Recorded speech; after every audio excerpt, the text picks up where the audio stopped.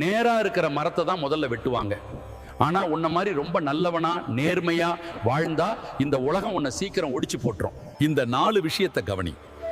இது தெரிஞ்சா யாரும் உன்னை ஏமாத்த முடியாது. 1, எல்லாத்துக்கும் சரின்னு சொல்லாத.